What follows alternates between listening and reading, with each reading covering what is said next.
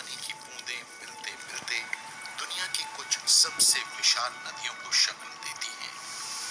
ये जलधाराएं उथल पुथल से भरा, गाद से लबरेज हजारों लाखों गैलन पानी रोजाना इनमें आगे बढ़ता जाता है, जो लाखों करोड़ों लोगों की जीवन रेखा है।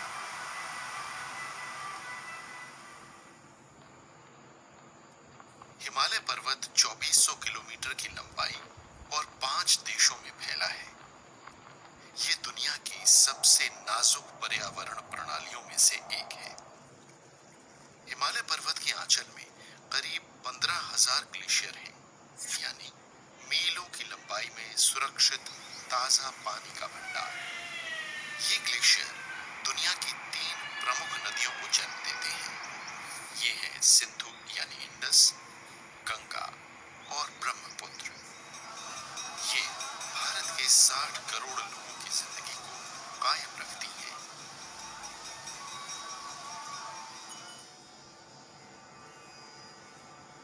हिमाचल प्रदेश भारत के उत्तरी हिस्से में स्थित है और यहाँ पहाड़ों में बड़े बड़े ग्लेशियर हैं। यहीं से जलधाराओं, नदियों और झीलों का जन्म होता है। स्थायी बर्फ और नीचे मौजूद नम कटिबंधीय जंगलों के बीच मौजूद हिमाचल प्रदेश में कुछ अनूठे जलीय इलाके, जो इस राज्य के कुल जमीनी इलाके के 1% से भी ज्यादा हिस्से को कवर किए हुए हैं। हिमाचल प्रदेश के सबसे कम जाने खोजे इलाकों में छिपे हैं कुछ अनूठे दलदली इलाके।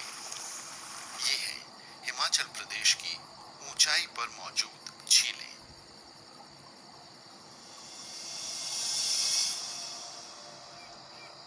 ऊंचाई पर मौजूद इन झीलों का विकास लाखों साल के दौरान हुआ है।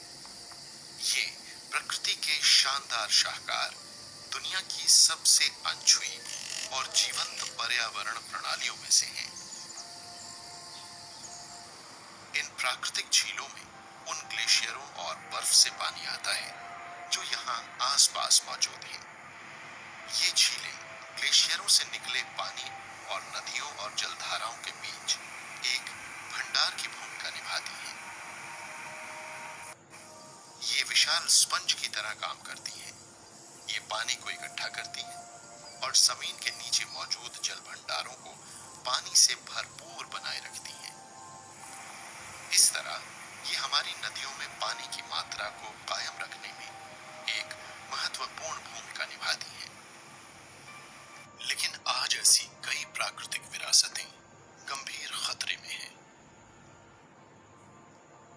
हिमाचल में ऊंचाई पर मौजूद कई झीलें हैं, लेकिन आज हम आपको कुछ ऐसी बेहद नाजुक और पर्यावरण के नजरिए से महत्वपूर्ण झीलों पर ले चल रहे हैं, जिनका अस्तित्व ही इंसानी गतिविधियों और जलवायु परिवर्तन के कारण संकट में पड़ गया है। चंद्रताल लाहौल स्पीति घाटी के ऊंचाई वाले इलाकों में स्थित है। चंद्रताल झील 14,000 फुट की ऊंचाई पर हिमालय और पीर पंजाल की पहाड़ियों के बीच मौजूद है। इस झील को इसके अनछुए और गहरे पानी के लिए मान दिया जाता है। चंद्रताल को अपना नाम मिला है चांद जैसे इसके अनूठे आकार के कारण। इसका व्यास करीब 2.5 किलोमीटर है। माना जाता है कि इसका निर्माण आखिरी हिमयुग के अंत में हुआ। इसका उद्गम और गहराई आज भी एक रहस्य है। ऊंचाई पर मौजूद अन्य झीलों के विपरीत चंद्रताल में किसी ग्लेशियर से पानी आता नजर नहीं आता। माना जाता है कि लाखों साल से जमीन के नीचे से आने वाला पानी ही इस झील का एकमात्र जल स्रोत है। चंद्रताल झील देश की सबसे अनछुई और अपने मूल स्वरूप वाली ऊंचाई पर स्थित झील पर्यावरण प्रणालियों में से एक है। इसे 2005 में इसकी प्राकृतिक और पर्यावरणीय महत्व के कारण एक रामसर साइट घोषित किया गया।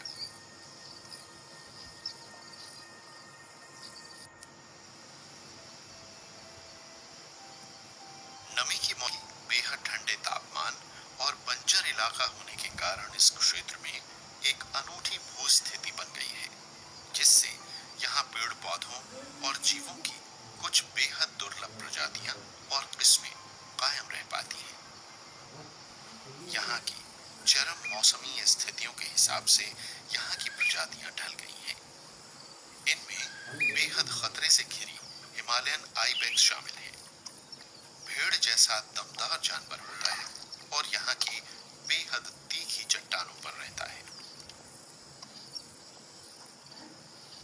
नीली भेड़ भी इस ऊंचाई वाले इलाके में मिलने वाला एक अनूठा जीव है।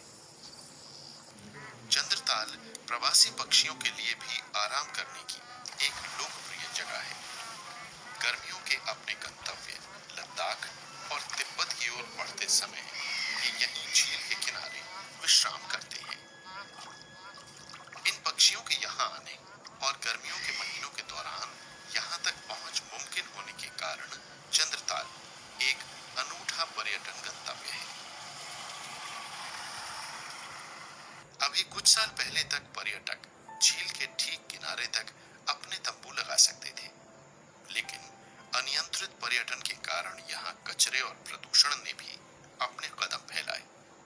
सफाई का कोई प्रबंध न होने के कारण कचरा या तो झील में पहुंच जाता था या फिर और नीचे नदियों में चला आता था।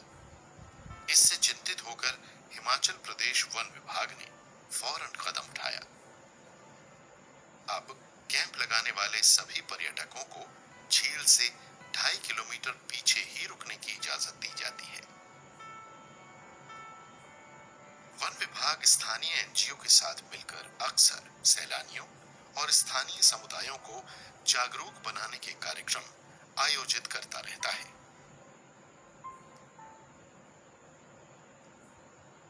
धौलाधार और संस्कार पर्वत श्रृंखलाओं के बीच मौजूद चंबा घाटी में स्थित है लामा डल। 13,000 फुट की ऊंचाई पर मौजूद लामा डल अनूठी झील प्रणाली है। ये कोई एक झील नहीं बल्कि 8 झीलों का एक समूह है। 7 छोटी पहाड़ी झीलों को पार करने के बाद आप पहुंचते हैं आखिरी और सबसे बड़ी लामा डल तक। लामा डल को कई सदी से शिवजी का निवास मानकर उसका सम्मान किया जाता रहा है। स्थानीय लोगों के बीच इस झील का धार्मिक महत्व है। मैं 15 साल से लामा डल जा रहा हूँ। वहाँ मेरी पूरी मनोकामना पूरी हो रही है। मैं एक प्रार्थना की थी, मेरी लाड़ी भागी मर गई थी। मैं अपने पुत्र को लाड़ी मंगाई थी, हो गई। सब कुछ ठीक ठाक है। वो मेरे को भी लड़का दे रहा है, सब कुछ दे रहा है। सब लामा डल जो जाएगा सबकी उसकी मनोकामना पूरी हो जाएगी। ग्लेशियरों से पानी हासिल करने वाली ये झील साल के ज्यादातर समय बर्फ से ढकी रहती है और इसमें से कई जलधाराएं और नदियां निकलती हैं।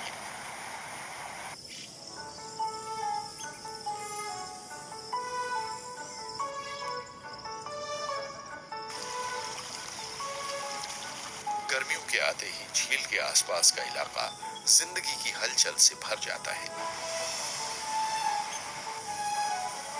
यही वो समय होता है जब बंजारा जनजाति के लोग गद्दी अपने मवेशियों के साथ अपने वार्षिक प्रवास के दौरान इस झील के किनारे रुकते हैं। सदियों से ये चरागाहें इनके चराई वाले पसंदीदा इलाके रहे हैं। ये झील और इसके आसपास वाले क्षेत्र गद्दियों की बहुत सी पीढ़ियों की जीवन रेखा बने रहे हैं और अक्सर इन लोगों के गीतों और लोक गाथाओं में यहाँ की खास अहमियत नजर आती है। लेकिन बदकिस्मती से आज गद्दी लोग परेशान भी हैं और चिंतित भी। बढ़ता तापमान और हद से ज्यादा चराई चिंता के मुख्य मुद्दे हैं।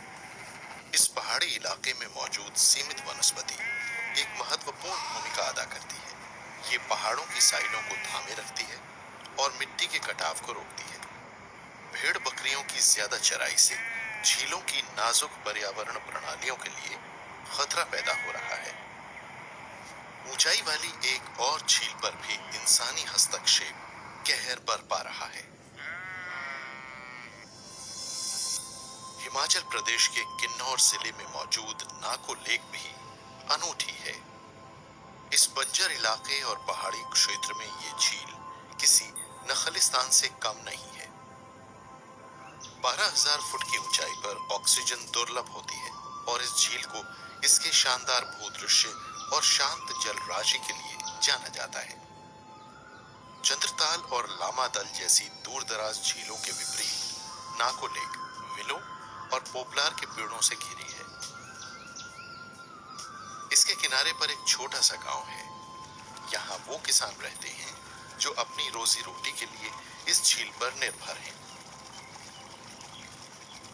बारिश के पानी से भरने वाली ये झील नाको गांव के वासियों और झील के इर्द गिर्द मौजूद स्थानीय वासियों की जिंदगी रही है।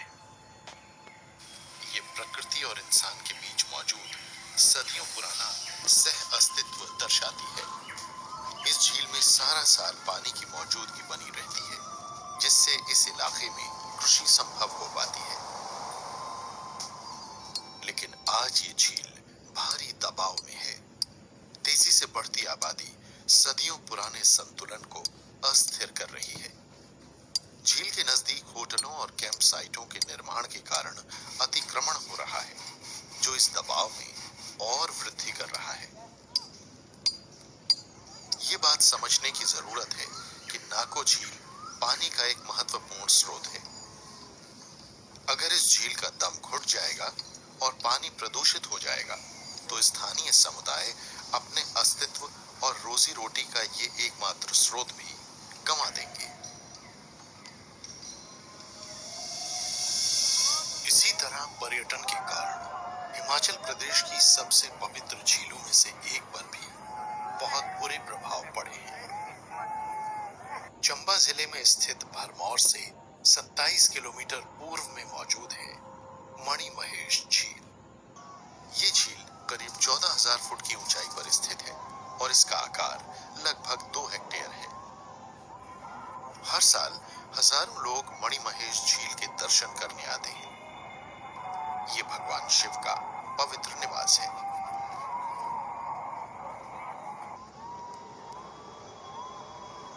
सर्दियों की लंबी जकड़ के बाद हर साल गर्मियों में कैलाश चोटी का प्रतिबिंब इसकी शांत जल राशि में नजर आता है। अवसर होता है 1 महीने तक चलने वाला वार्षिक मणिमहेश मेला। इसे हर साल अगस्त से सितंबर के बीच आयोजित किया जाता है।